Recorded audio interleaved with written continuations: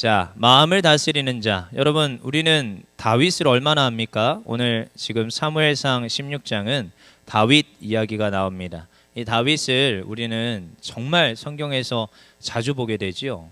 저도 앞에 요셉이지만 성경에 요셉도 진짜 자주 나옵니다. 그래서 요셉 이야기가 거의 14장. 성경에 또 아브라함도 한 14장. 근데 야곱은 한 11장. 엘리야도 한 10장. 뭐 대충 다 10장쯤 돼요, 다들. 근데 다윗 이야기가 나오는 장들을 보니까 한 66장 정도 됩니다. 성경 전체를 통틀어서. 그래서 신구약에서 다윗이라는 이름을 이렇게 좋은 프로그램으로 검색을 해보면 1100번 가량이 나옵니다. 굉장히 자주 나오죠. 다비드, 이 단어가 많이 나옵니다. 어쩌보면 예수님보다 훨씬 많이 나옵니다. 예수님이라는 단어가 구약에는 없잖아요. 그러니까 지금 예수님보다 더 많이 나오는 그 이름 중에 하나가 다윗이에요. 그래서 다윗을 이제 우리가 알게 될 때 구원사적으로 이제 보게 되면 다윗이 뭐 예수님의 모형이다. 그래서 다윗을 통하여서 언약을 성취하시기 때문에 이 다윗이 예수님의 표상이다. 이렇게도 말을 합니다. 그래서 구약에 예수님 이름은 안 나오지만 하나의 이제 표상으로 다윗을 들 수 있다라고 이제 신학적 견해가 있지요.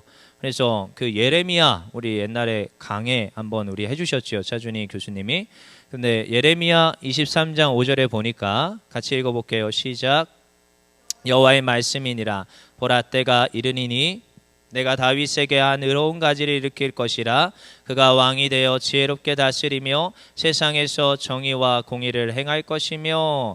지금 다윗에게 한 의로운 가지를 일으킬 것이라고 하죠. 이 의로운 가지, 이제 이분이 누구예요? 이제 예수님이 된다는 거예요. 다윗의 자손으로 오신 그 예수님. 그래서 다윗이 구약에서 얼마나 중요한지를 지금 예레미야, 수많은 성경에서 말하고 있어요. 그리고 신약 끝에 이제 요한계시록 22장 16절에 보니까 나 예수는, 시작, 나 예수는 교회들을 위하여 내 사자를 보내요 이것들을 너희에게 증언하게 하였노라. 나는 다윗의 뿌리요 자손이니 곧 광명한 새벽별이라 하시더라. 아멘. 어떻다고요? 지금 다윗의 뿌리라, 이렇게까지 얘기를 하는 거예요. 그러니까 지금 이 다윗에 대해서 굉장히 중요하게 말하고 있고 중요하게 이야기하고 있다라는 것을 성경 전체를 통해서 우리는 보게 됩니다. 그래서 이 다윗을 이제 우리가 제대로 잘 알아야 된다는 겁니다. 그래서 다윗이 어떻게 하면 이렇게 성경에서 자주 나오며 다윗을 어떻게 성경은 평가를 하는 것인가? 왜냐하면 요즘 역대 상하를 보고 있는데 역대 상하에 이제 다윗에 대한 이야기가 많이 나옵니다. 상을 이제 시작할 때 다윗의 계보도 나오고 그래서 이렇게 나오거든요. 이거 소리 좀 높여주세요. 제가 너무 힘드네요. 그래서 오늘 다윗이 선지자에게 기름 붓는 이 내용, 이게 참 너무나도 중요한 이 지가 하나의 모습으로 나오고 있지요. 그래서 오늘 기름 부음 받아야 되는데 이 기름 지금 부음 받아야 되는 이유가 무엇이냐? 사사시대 우리가 알고 있지요. 사사시대 사사기 21장 25절 한번 읽어볼게요. 시작. 그때 이스라엘의 왕이 없으므로 사람이 각기 자기의 소견에 옳은 대로 행하였더라. 사람이 지금 옳은 대로 지금 행하는 그 지금 상태. 그래서 하나님께서는 사실 하나님의 그 지금 계획들이 있었어요. 근데 결국 누가 지금 세워지게 돼요? 사람들이 원해서 세우게 되는 그 왕이 누구냐? 사울이게 된 겁니다. 그래서 사실 사울 왕을 하나님이 기쁘시게 세운 게 아니에요. 사람들이 원해서 세운 사울 왕을 기뻐하지 않습니다. 사실은 어떤 감정이냐? 호세아 13장에 나와요. 호세아 13장 11절.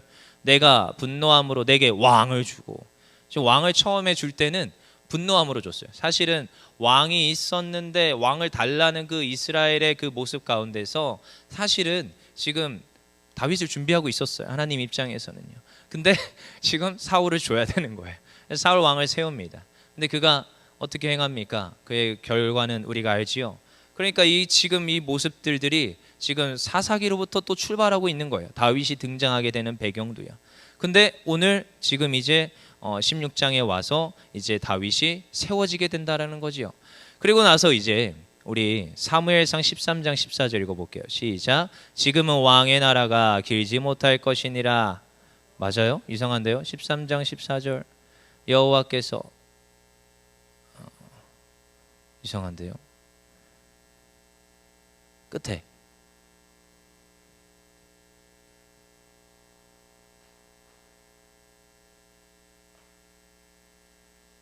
다음 절 넘겨보세요. 네, 그렇죠? 네, 읽어볼게요. 여호와께서 왕에게 명령하신 바를 왕이 지키지 아니하였으므로 시작. 끝이에요. 여호와께서 그의 마음에 맞는 사람을 구하여 여호와께서 그를 그의 백성의 지도자로 삼으셨느니라 하고 어떻게 했다고요? 여호와께서 그의 맞는 마음의 사람을 구한다라는 거예요. 네. 그래서 여호와께서 그를 그의 백성의 지도자로 삼는다. 이 사람이 누구냐? 이제 마음에 합한 자를 찾는 것이 지금 이제 오늘 이 장면 사무엘상 16장으로 연결되는 거죠. 그래서 오늘 이제 사무엘이 누구에게 와요? 이새의 집에 가게 되는 겁니다. 그러니까 스토리가 그냥 사사기로부터 출발하여서 사울 왕을 지나서 지금 그 사울 왕이 범죄하고 마음에 맞지 않으니까 지금 하나님께서 하나님 마음에 맞는 자를 지금 찾게끔 누굴로 하여금요? 사무엘로 하여금 보내게 되는 겁니다. 그래서 오늘 이새의 집에 지금 누가 오는 거냐? 사무엘이 오게 됩니다. 그래서 사무엘 선지자도 사실은 다윗인 걸 알아요? 몰라요. 그냥 온 거예요. 가라고 하니까. 그래서 와서 오늘 이제 그 지금 다윗을 발견하게 되는 겁니다. 근데요, 첫째 아들이 옵니다. 근데 첫째 아들도 아니에요.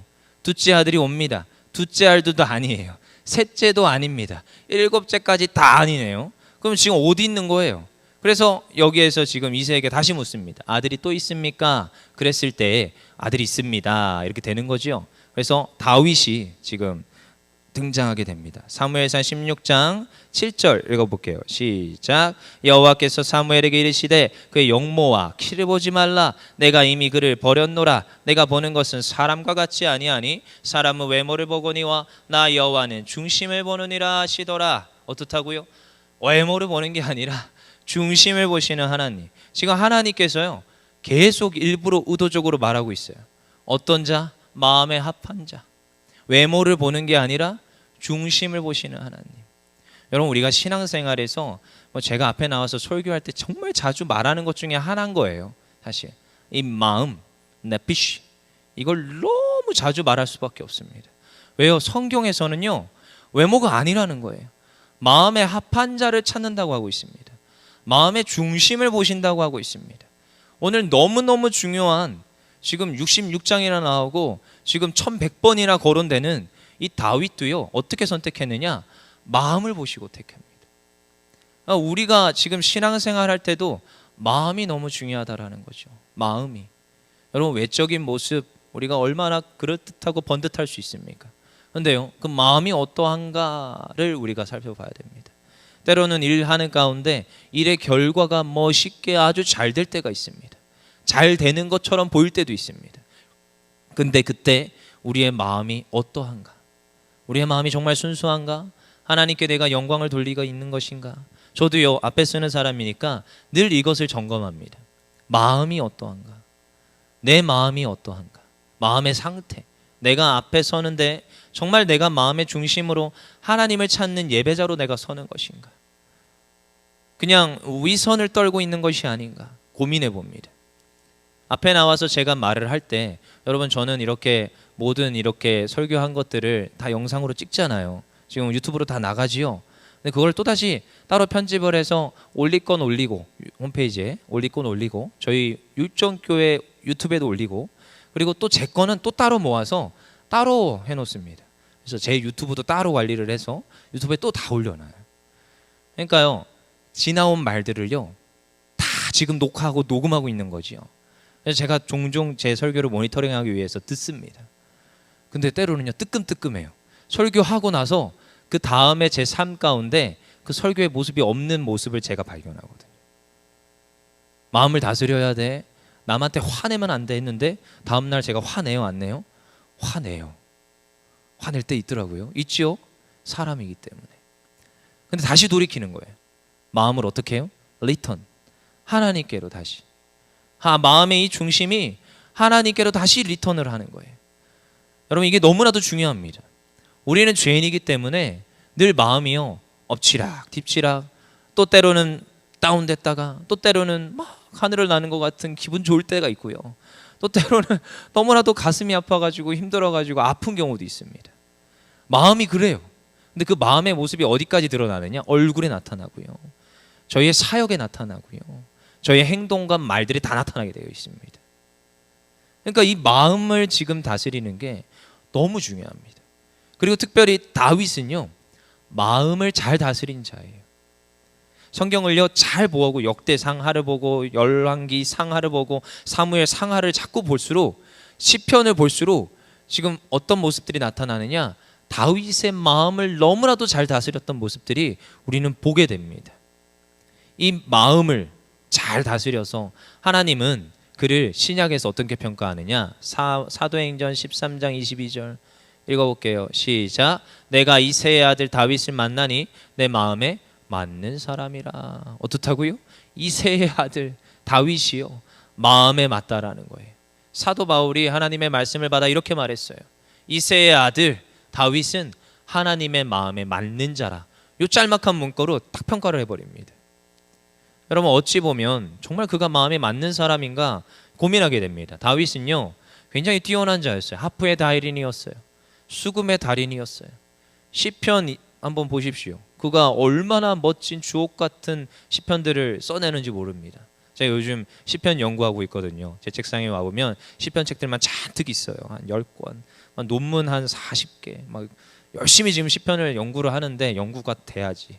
옛날에 다 해가지고 다른 박사들이 다 했어요.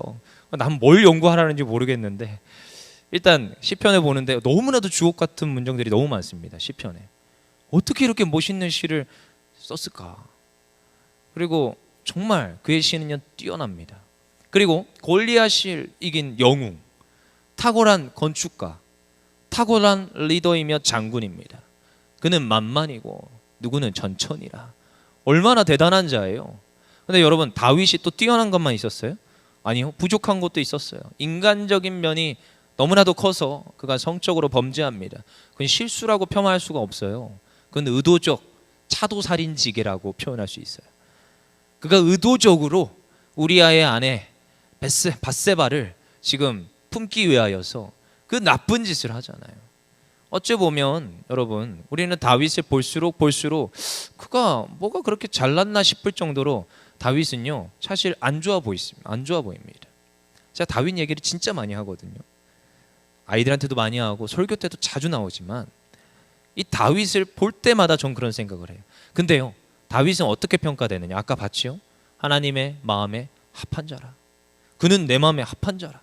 끝이 좋아요. 근데 끝이 좋을 수 있는 이유가 무엇이라는 거냐? 그 인생이 잘 되고 형통하고 하나님 마음에 합하다고 평가받을 수 있는 이유가 무엇이냐는 거예요. 여러분, 결국 마음에 대한 문제입니다. 마음을 얼마나 잘 다스렸고 마음을 다시 돌이켜서 하나님께로 리턴했다라는 것. 다시 그럼에도 불구하고 그는요 무릎 꿇는 게 빨랐어요. 먼저 그 마음을 터놓고 하나님께 나아가는 게 너무 빠른 자예요. 자기가 죄인이라는 걸 알아요. 그래서 이 다윗은 어떻게 했느냐? 마음을 잘 지킨 자. 여러분, 우리가 건강 지키는 거 너무 중요합니다. 요즘 뭐 웰빙 시대라고 해서 뭐 건강 지키기 너무 열심히 하죠. 요즘은 또 뭐 내 집 지키기도 해야 된대요. 그렇죠? 자꾸 뭐 누가 뺏어간다고 내 집을 잘 지켜야 된다고 하더라고요. 남의 이야기인가요? 또 뭐 재산도 잘 지켜야 된대요. 어디서 자꾸 이것저것 세 가지고 5월에 뭐 신고 다 했습니까? 아니면은 또 엄청난 세금 폭탄을 맞는다고 하는데, 여러분, 건강 지키기, 뭐 집 지키기, 뭐 재산 지키기 이런 거 너무나도 중요할 수도 있지만 여러분, 그게 인생 가운데서 그렇게 중요하지 않습니다.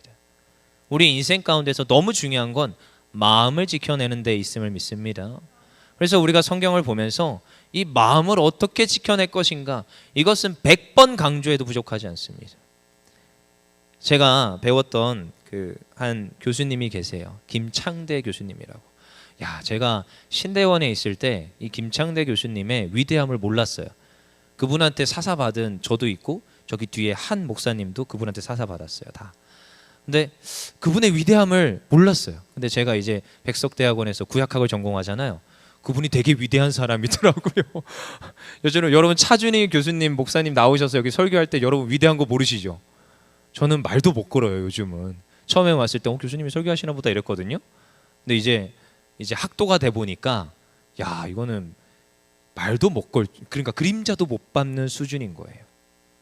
그 정도로 대단한 분이 지금 여기 오시는 거예요. 그분은 그 정도로 대단한 분이 제 대학원 원장님이시더라고요. 몰랐어요.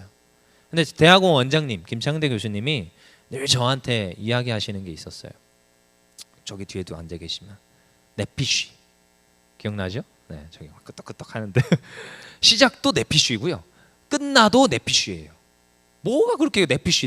그리고 또 두 번째가 미시파트, 제다카, 헤세드. 요거 세 개. 뭔지 아시죠? 정의와 공의와 사랑, 은혜 뭐 이거거든요. 근데 그분은 하나 더 추가. 네피쉬. 이 네피쉬가 뭐냐? 마음입니다. 자꾸 어려운 히브리어 말하지 마세요 이럴 수 있지만 전 귀에 딱쟁이가 안도록 들어가지고 그게 뭔지를 몰랐어요. 네피쉬 왜 저렇게 강조할까? 아니 근데 어쨌든 되게 억지로 끼워 넣는 듯한 느낌이 들 때가 있어요. 그분의 주장을 합리화시키기 위하여서 본문과 상관없는 내용을 집어넣는 듯한 느낌을 제가 받을 때가 몇 번 있었거든요. 근데 지나고 와서 보니까 저는 햇병아리였고 그분이 위대한 거였어요. 성경에요 진짜 많은 부분에서 이 네피쉬 마음에 대한 부분을 건드립니다. 다 마음과 직결되게 돼 있어요. 마음이 어떠하냐 그것이 너무 중요합니다. 요즘 새벽 예배 때 역대상하 보고 있는데 상을 보고 있어요. 역대하 6장 14절 시작. 이르되 이스라엘의 하나님 여호와여 천지에 주와 같은 신이 없나이다. 주께서는 온 마음으로 주의 앞에서 행하는 주의 종들에게 언약을 지키시고 은혜를 베푸시나이다. 어떻다고요? 주님께서도 무엇으로요? 온 마음으로. 여기에서 마음도 네피쉬입니다. 하나님의 마음이 너무 중요한 거고요. 또 하나 하나님이 집중하시는 게 또 마음인 거예요. 여러분 이 마음이 얼마나 중요한지요. 여러분 이 마음은 어디 있을까요? 여러분 이런 생각해 보셨어요? 마음은 여기 있을까요? 여기 있을까요? 여기 있을까요? 생각해 보셨어요? 어디 있을까요? 보통 여기라고 생각하시죠? 네? 여기 맞아요? 진짜 여기 맞아요? 고민이 많습니다. 저도 여기 있는 건가? 여기 있는 건가? 보통은 하트 해가지고 여기라고 생각하잖아요. 근데 아무리 생각해도 이거는 그냥 운동밖에 안 하는 것 같고, 네. 마음이 어디 있을까? 아무튼 이런 고민도 해봐요. 근데 이제 수많은 이제 사람들이 이 마음에 대해서 이제 고민을 하지만 여러분 마음 지키는 게 너무 중요한 건 여러분 너무나도 잘 아시죠. 근데 그 마음으로부터 무엇이 가느냐? 마음을 잘 지키면요, 여러분 이게 파생이 됩니다. 마음을 잘 지키고 마음을 잘 끌고 가고 마음을 잘 다스려서 살아가는 사람들은요, 어떤 사람들이 있느냐? 비전의 사람들이에요. 마음을 잘 다스리는 사람들은 그 마음이 어디를 보느냐? 목적지향적이고요, 비전지향적입니다. 왜요? 그 마음이 좌절이 되지 않습니다. 마음을 지키는 사람들의 특징이에요. 마음을 잘 다스려서 가는 사람들은요, 비전을 품고요, 그 정말로 그 비전을 위하여서 달려나가요. 물론 마음을 다스릴 때 또 뭐가 필요하느냐? 그 마음에 스킬도 있어요. 어떠한 능력도 있어요. 어떠한 그것을 할 수 있는 자기만의 그 스킬들을 개발하여서 마음들을 지켜냅니다. 여러분 정말로 너무나도 중요하기 때문에 우리들은 이런 생각을 계속 해봐야 됩니다. 마음이 무엇인가? 마음을 어떻게 잘 지켜내갈 것인가? 저도 옛날에 제 친구 이야기인데, 이 친구가 88년생이에요. 이 친구가 귀가 안 들립니다. 사고로 귀 청각 장애가 있어요. 그래서 제가 옛날에 이 친구가 말을 굉장히 어눌하게 하길래 처음에 제가 실수를 했죠. 너 나 무시하냐? 하면서 했던 기억이 있었는데, 근데 이 친구가 이제 귀가 이제 장애가 있다는 걸 나중에 알았어요. 보청기를 끼고 정상인처럼 행동하려고 했던 친구였던 거죠. 근데 알고 보니까 장애가 있었어요. 근데 이 친구가 너무나도 귀한 사역들을 하는 거죠. 이 친구가 미자립 교회 캠프를 하겠다고 이제 시작을 했습니다. 장애가 있는데요, 미자립 교회를 위한 캠프를 한대요. 제가 또 미자립 교회를 그때 섬기고 있었어요. 아버지 교회를 섬기고 있었어요. 연약한 교회. 그러니까 들어보니까 굉장히 괜찮을 것 같은 거죠. 저한테 자기도 한 자리 줄 테니까 들어와서 네가 고문을 해라. 그래서 뭔 고문을 하냐? 그때 어렸어가지고 그 단어가 뭔 뜻인지 몰랐어요. 애들을 고문하라고? 후배들을? 하면서 그랬었는데, 아무튼 그러면서 같이 이제 그 캠프 가운데 이제 저도 한 이름 올려놓고 그 캠프를 이제 발족을 하게 됩니다. 부흥 캠프라는 곳이에요. 아무튼 이 친구가 너무나도 잘했는데요. 근데 시간이 지나면서 굉장히 이 친구가 사역들을 펼쳐나가는 걸 볼 때 제가 가끔씩 연락을 합니다. 아직도 잘하냐? 코로나 때는 어떻게 하냐? 이러니까 코로나 때는 온라인으로 이제 할 수밖에 없어서 그렇게 했대요. 근데 작년부터는 이제 오프라인으로 해서 소수 인원으로 해서 그 미자리 캠프를 돕고 있다고 합니다. 그래서 미자리 교회들이 아름아름 와서 그들만의 리그들을 이제 하면서 캠프를 하는 거예요. 왜냐? 굉장히 큰데 가면 모르시죠? 큰데 가면 작은 교회는 굉장히 천대받고 홀대받습니다. 그거 아시죠? 제가 너무나도 힘들었던 게 5명을 끌고 갔어요. 거기에 뭐 고등부 애들이 중고등부 애들 5명밖에 없으니까 갔는데 조가 수십 조가 있잖아요. 한 명씩 들어갔어요. 한 명씩 각 조마다 저희 애들이. 근데 알고 보니까 다른 교회는 한 50명 와가지고 한 조에 3, 4명씩 들어간 거예요. 그러니까 상대적으로 제 애들은 제 애들이라고 표현하기가 좀 웃기긴 한데, 네. 아무튼 그런 아픔들이 있어가지고 여기 캠프에 몇 번 갔었어요. 근데 그 친구한테 이제 가끔씩 물어봐요. 어떻게 하면 이렇게 사역을 지금 12년째 하거든요. 저랑 대학교 다닐 때부터 지금까지 12년째예요. 한 대학교 4학년 때 발족을 했었으니까요. 근데 어떻게 그렇게 꾸준히 할 수 있냐? 어떻게 그렇게 사역들을 펼쳐나갈 수 있냐? 자기는 이때까지 하나님께 기도하면서 이 마음을 지켜온대요. 애초에 미자립을 섬기겠다라는 그 마음에서 출발했고 아무런 영광도 없습니다. 돈 벌 것 같죠? 누군가 다들 오해하더라고. 캠프 왜 하냐? 돈 벌라고 하지. 절대 아니에요. 항상 마이너스예요. 항상 목사님들한테 후원을 받아야지 운영되는 곳이. 제가 알고 있고요. 근데 그걸 하는 거예요. 왜요? 자기가 그걸 겪어봐가지고. 저는 그게 너무 100번 이해가 되거든요. 100번 이해가 돼요. 왜냐? 제가 그렇게 자라났거든요. 제가 그럴 수밖에 없는 환경에 있었어요. 저는 우리 교회 와서 너무 행복합니다. 우리 애들이 데리고 나갈 수 있어서. 우리끼리 자체적으로 되는 캠프를 할 수 있어서 너무 행복해요 저는. 근데 이 친구가 그래요. 사역비 하나도 못 받고 그러면서 또 따로 사역은 해요. 근데 이 캠프 할 때는 아무것도 못 받아요. 오히려 목사님들한테 쫓아다니면서 한 번만 도와달라고 그렇게 하는데도 그 비결이 뭐냐 했더니 자기는 하나님이 이게 비전으로 줬다라는 거예요. 그래서 그 마음을 지킬 수 있었대요. 아무런 영광도 없고 수입도 없고 안에 애들이 셋이에요. 아내한테 뭐 갖다 주는 것도 없는데 이게 너무 기뻐서 할 수 있대요. 그래서 너도 올래? 이러길래 난 안 가 이랬죠. 나는 우리끼리 할래 라고 했는데 그래도 매달 3만 원씩 나가요. 뭐 계속 나가요. 근데 아무튼 그 친구도 참 귀하게 잘 모든 것들을 하는데 그 친구가 하는 걸 보면서 마음을 지켜나가니까 비전을 향해 가고 비전을 품고 가는데 그 친구 주변에요 스킬들 정말 사람들이 모이고요 능력이 개발되고요 그가 지금은 뭐 벌써 다 MDB 마치고 THC까지 다 마치고 좀 모든 것들이 다 하나씩 되는 것을 제가 보게 됩니다. 근데 뭐라고요? 귀가 문제가 있다고요. 그래도 하나님 쓰시더라고요. 어떤 자였느냐? 그 친구도 마음을 잘 지킨 자예요. 마음을 딱 한번 먹었더니 그 마음을 꾸준히 지켜갑니다. 누구 앞에서? 하나님 앞에서. 여러분 다윗이 그러합니다. 아니요 성경에요 수많은 인물들이 그러합니다. 그들이 처음부터 끝까지 좋을 수 있었던 이유가 거기 있습니다. 마음을 지켜가요. 여러분 근데 마음을 잘 지켜가려면 한 2가지만 빠르게 볼게요. 마음을 지켜가려면 어떻게 해야 되느냐? 먼저 훈련의 과정이 필요합니다. 여러분 누구나 이걸 할 수 있다? 아니요. 철저하게 훈련을 받아야 돼요. 어떤 상황으로 내몰려 봐야 됩니다. 여러분 성경에서 등장하는 수많은 인물들의 특징이 있는데 하나님 쓰신 인물들의 특징이 있는데 다 광야 학교를 나옵니다. 신기하게. 그 광야는 실제적인 광야일 수도 있고요. 어쩌면 상황적 광야일 수 있습니다. 그들이 내몰려요. 끝끝내까지 내몰려요. 벼랑 끝까지. 떨어지기 직전까지. 그리고 거기서 뭐 하느냐? 훈련받습니다. 늑대가 와서 양을 물어뜯으려고 할 때 싸우고 투쟁한 다윗이었어요. 광야에서 그 현실 앞에서 그가 죽음의 지금 창칼이 다가올 때 그 지금 창칼로부터 자기가 위협받을지라도 그는요 견디고요 훈련을 받는 거예요. 여러분 이게 훈련을 받을 수 있어야 됩니다. 시편 102편 6절에 7절에 보니까 나는 광야의 올빼미 같고 황폐한 곳에 부엉이 같이 되어 싸우며 내가 밤을 새우니 지붕 위에 외로운 참새 같으니이다. 자기를 뭐라고요? 외로운 참새라고 비교합니다. 여러분 이런 고독한 그러한 지금 훈련받는 시간들이 있어야 돼요. 여러분 우리 교회 가운데서도 그런 이들이 있습니다. 근데 저는 그런 모습을 보면서 저분이 나중에 지금 이때 훈련받아서 세워지겠구나 이런 기대를 해봅니다. 왜요? 그분의 은사들이 보이거든요. 정말 아름다운 보석과 같은데 지금은 지금 공고한 시기에 있는 이들이 있어요. 때로는 우리 주변에. 근데 그게 어찌 보면 하나님의 고독의 훈련의 시간이 아닐까 이런 생각을 합니다.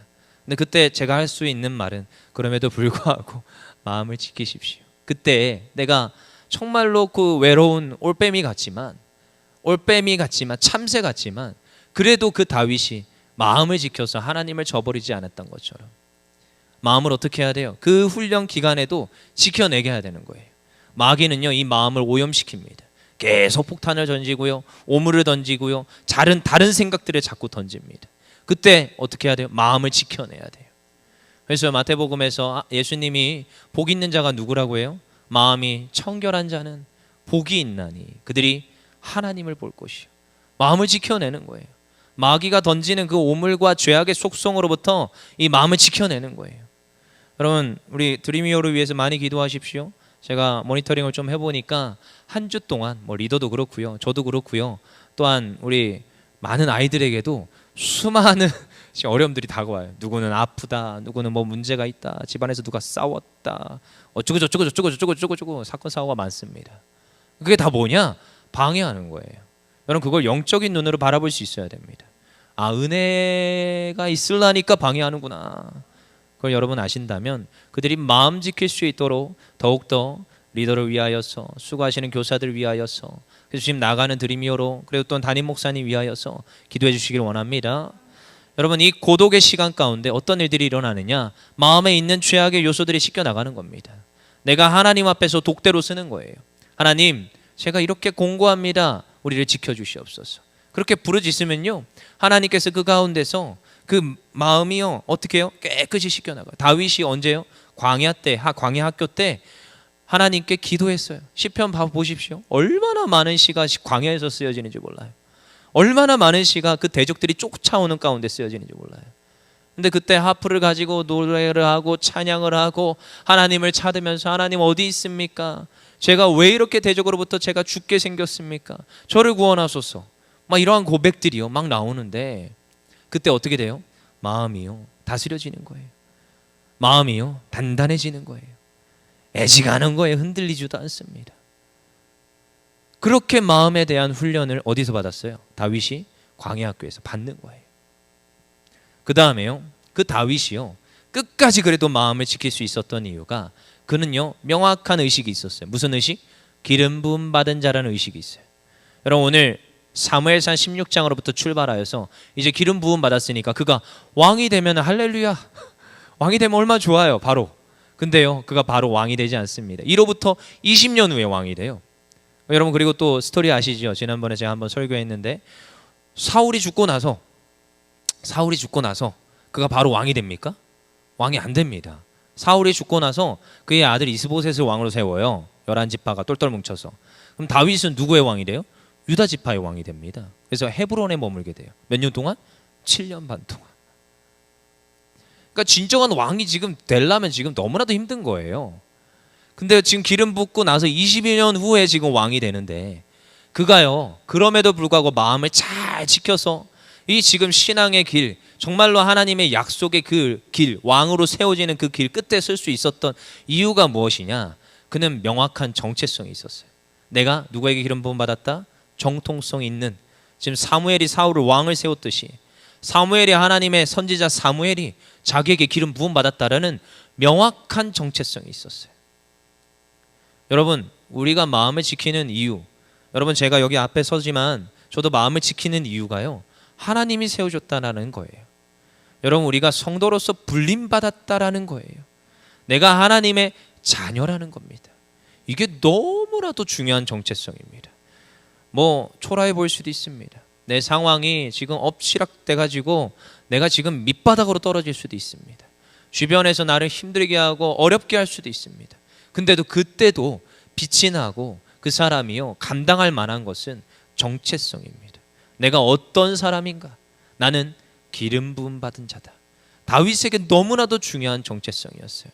그는요, 비록 지금 사막 가운데서 지금 벌레를 씹어먹는 와중에서도 그는 지금 기름 부음 받은 자라는 정체성이 명확했어요. 그는 지금 사울이 지금 쫓아오지만, 지금 칼날이 지금 내 코앞까지 와 있지만, 그는 나는 하나님이 기름 부으셨다는 그 명확한 정체성이 있었어요. 그래서 그는 한마디로 지금 기름 부음 받았기 때문에 왕인 거예요. 어디를 행하든 왕으로서 살아갈 것입니다. 그가 지금 거적대기 같은 지금 도망자의 그 옷을 입고 있을지라도 자기는 왕인 거예요. 그래서요, 마음이 다른 거예요. 그래서 어디에서나 그는 리더십의 모습과 그런 품위와 그러한 모습과 그런 사람들을 이끄는 그런 왕의 모습으로 살아갔을 것입니다. 그리고 그가 헤브론에서 7년 반 동안 그렇게 지금 눈물로 고배를 맞을지라도 그는 기다리는 거예요. 하나님이 왕으로 세워주셨으니 저 지금 나에게 오지 않는 11지파도 하나님 반드시 오게 하실 것이다. 그가 정통성이나 어찌 보면 군사적 전략적 우위에 있습니다. 그가 나가면 만만이에요. 그냥 다 때려 부쉈어요. 성이란 성은 다 집어삼켰던 다윗입니다. 그 주변에 영웅이 많았습니다. 그렇지만 그는 나가지 않아요. 그렇지만 그는 그냥 헤브론에서 머물기를 결단합니다. 이것이 다윗이 마음을 지켜서 그때까지 지금 왕으로 세워지는 정통성 있는 12지파가 수그리는 지금 그 왕으로 세워질 때까지 견디고 버틸 수 있었던 이유입니다. 그가요, 그냥 마음을 잘 다스렸다 정도로 끝나는 이유가 아닙니다. 여러분, 우리가 마음을 잘 다스리기를 원합니다. 누구와 같이? 다윗과 같이. 누구와 같이? 믿음의 선진들과 같이. 너무나도 중요한 문제입니다. 우리 사역의 모든 현장 가운데 있습니다. 여러분, 이제 뭐 한 학기가 시작되고 이제 6월이고 여름 사역들이 이제 펼쳐질 겁니다. 근데 요때도요, 항상 틈탑니다. 누가요? 마귀가 틈탑니다. 우리의 싸움은 사람과의 싸움이 아니에요. 영적인 싸움입니다. 그래서 우리가 무엇을 해야 되느냐? 기도해야 돼요. 날마다 틈탑니다. 무엇이요? 마음을 틈타요. 마음을. 우리를 마음을 헤집어 놓습니다. 하나님의 나라를 위하여서 내가 순종해야지, 헌신해야지 했는데 어느 순간 눈 딱 떠보니까 내 마음에 어떤 잘못된 생각들이 들어와 있을 때가 있어요. 그것은 하나님이 주시는 마음이 아닙니다. 다시 끄집어내야 되는 거예요. 다시 하나님께 찬양을 하며 말씀을 읽으며 내 마음을 하나님께로 돌릴 수 있도록 노력해야 됩니다. 저희가 사역의 필드에 있습니다. 때로는 형식적으로 내 몸을, 내 지금 껍데기만 드릴 때가 있어요. 근데 그때 다시 한번 생각해야 됩니다. 내가 내 마음을 드리고 있는 것인가? 내가 정말로 마음의 중심을 드리고 있는 것인가? 하나님은 알아요. 하나님과 나는 압니다. 내가 지금 마음을 드리고 있는 것인지, 내 마음은 저 콩밭에 가 있는 것인지 하나님은 알아요. 그리고 내가 알아요. 다시 점검해 봅니다. 하나님, 제가 마음을 드리기를 원합니다.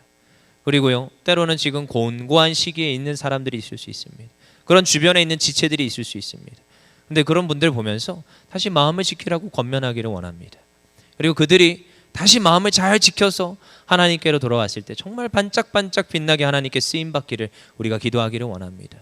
그리고 특별히 우리가 누구라고요? 왕의 자녀라고요. 우리가요, 이미 성령으로 기름 부음 받았습니다. 내 안에 있는 성령님이 계시듯이 여러분 안에도 성령님이 계십니다. 그래서 우리는 형제요 자매입니다. 피 한 방울 안 섞였는데 같은 성령으로 하나 되었기 때문에 우리는 형제요 자매입니다.